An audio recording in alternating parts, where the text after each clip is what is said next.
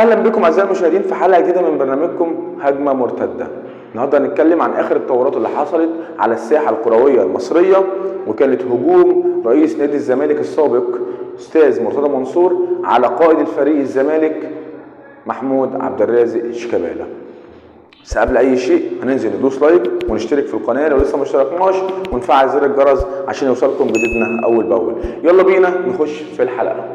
مرتضى منصور طلع علينا من يومين بهجوم ناري على محمود عبد الرازق شيكابالا قائد فريق نادي الزمالك، وقال فيه ان محمود عبد الرازق شيكابالا بيتمرد على الفريق بسبب ان هو ما خدش مستحقاته المتاخره، وضرب له مثل باتنين لعيبه اجانب وهم حمزه المسلوسي وسيف الدين الجزيري، ان هم ازاي استحملوا النادي في ظروفه الصعبه وهو مش قادر يتحمل النادي في ظروفه الصعبه، وان هو لو قائد حقيقي للفريق كان هيقدر يلم الفريق وما يعملش وما يشتغلش بنفس الاساليب دي. الاساليب دي ما بتنفعش مع نادي الزمالك.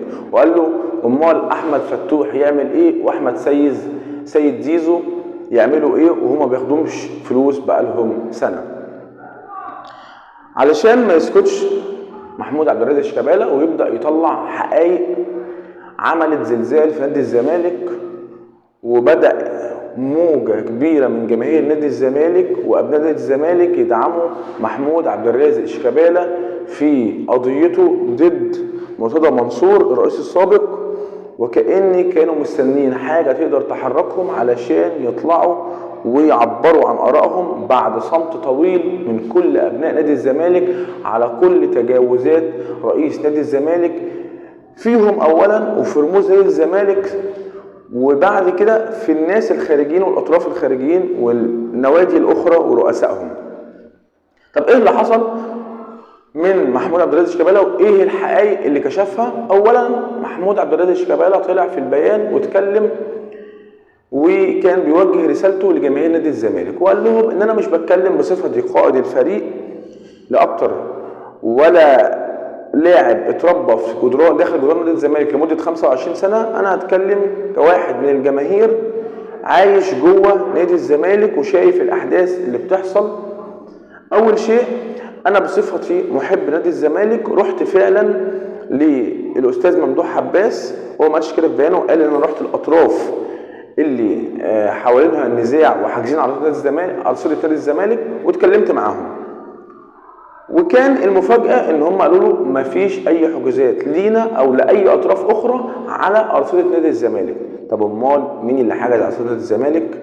وليه كان بتحصل حسابات خارجيه لاعضاء في مجلس نادي الزمالك علشان يسيروا امور النادي على حد كلامهم؟ والفلوس بتروح فين طالما ارصده نادي الزمالك مش محجوز عليها؟ ليه ما بتفعلش الارصده الرسميه لنادي الزمالك؟ ده كان اول شيء كشفه شيكابالا قائد فريق نادي الزمالك. تاني شيء قال عليه، قال بخصوص مشكله نادي سبورتنج لشبونه ووقف القيد، انا رجعت لنادي الزمالك بعقد قيمته 650,000 يورو، اندفع منهم 140 فعلا في ميعادهم واتبقى 510,000 يورو كانوا بيتخصموا مني من مرتبي.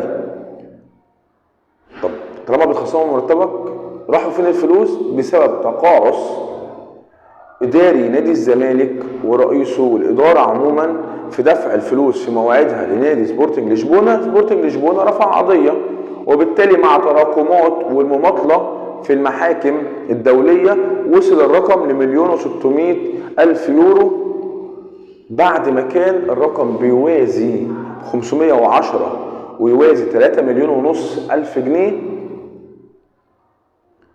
وصل الرقم ل46 مليون جنيه حاليا بعد تضخمات سعر الدولار وارتفاعه.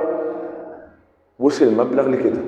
كانت في إدارة نادي الزمالك ما كانتش موجودة، ما كانتش بتدفع، كانت بتماطل وتماطل مراشقة المماطلة والصوت العالي والخناقات المحلية والخناقات مع أي حد سواء من رموز النادي أو من كوادر النادي أو مع النادي الأهلي متمثلة في محمود الخطيب ورموزه، بتخنق مع كل الناس في كل حتة، ما سابش حد، إعلاميين، رؤساء نادي، انديه اخرى، رموز في النادي عنده، نجوم نادي الزمالك، كل الناس كان بيهاجم فيهم في حين ان كان الشؤون الداخليه لنادي الزمالك مهملها، ودخل في صراعات مع رموز النادي الاهلي، مع رموز نادي الزمالك وكباتنه زي احمد الاحمر في كره اليد وشيكابالا في كره القدم. طب ايه بقى المطلوب من نادي الزمالك؟ مطلوب ان يبدا ابنائه ينتفضوا ويشوفوا مشكلتهم، لان خلاص مرتضى منصور جاب اخر يعتبر في نادي الزمالك.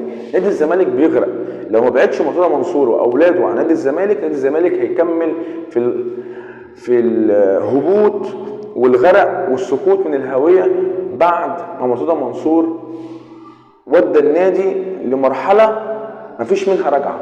لازم يسيب النادي ويبدا النادي يفوق من كوارث إدارة مرتضى منصور لنادي الزمالك.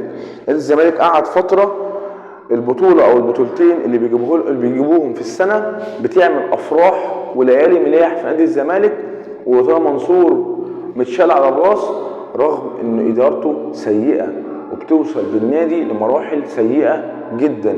مفيش نادي بيتدار بنفس الأسلوب اللي بيتدار بيه نادي الزمالك. حتى بعد ما طلع مرتضى منصور من نادي الزمالك لسه مستمر مجلس الإدارة في السكوت وعدم اتخاذ أي قرار إلا بعد الرجوع لمرتضى منصور اللي هو أعلن استقالته من رئاسة نادي الزمالك. فين مجلس إدارته؟ فين الكوادر؟ فين الناس؟ لحد لما طلع محمود عبد الرازق شيكابالا وقال البيان ده وبدأوا إن هم يطلعوا يعلنوا الدعم لمحمود عبد الرازق شيكابالا. أنتوا بقى كنتوا فين من بدري؟ نادي بيغرق قدام منكم ومحدش، مفيش أي يعني 1 من 10 بيفهم كوره ومش شايف ان نادي الزمالك بيغرق، مش شايف ان نادي الزمالك داخل في دوامه كبيره جدا مع مرتضى منصور. انتوا فين الكوادر؟ فين الناس اللي تقدر تدير نادي الزمالك بعد ما يطلع مرتضى منصور؟ فين الناس دي؟ لازم يظهروا على الساحه ويعلنوا ان هم مع نادي الزمالك ويخشوا يطالبوا بانتخابات عاجله نادي الزمالك علشان خاطر الزمالك يقدر يرجع. حتى فلوس محمود عبد المنعم كهربا اللي كان المفروض هيدفعها كغرامه نادي الزمالك، الفيفا اداله سماح 2 شهر، فبالتالي مش هيدفع الفلوس، وبالتالي لو ما اتدفعتش الفلوس هيفضل نادي الزمالك موقوف من القيد ويروح على نادي الزمالك موسم جديد ويغرق فيه ويعالم هيوصل فيه لحد فين. عنده تجديدات لنجوم الفريق، في نجوم فريق ممكن يشوف المرحله اللي وصل فيها نادي الزمالك يبداوا يهربوا وينطوا من المركب. واحنا عارفين ان في مطالبات من اسوريو بصفقات جديده. طب لو ما حصلتش الراجل معرض ان هو يمشي.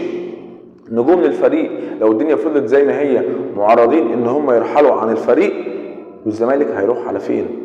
لازم الزمالك يتلحق سواء بتدخل حكومي يشيل الناس اللي مش عارفه تدير نادي الزمالك دي وينقذ فريق تاريخي في الكرة المصرية، القطب الثاني للكرة المصرية. من غير الكرة المصرية بتقع ومستواها بينزل.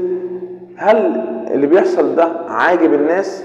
لازم اعتقد فيه تدخل لحد لما نشوف في نهاية بيان شيكابالا اللي قال الحديث بقية ايه اللي هيحصل في الايام اللي جاية.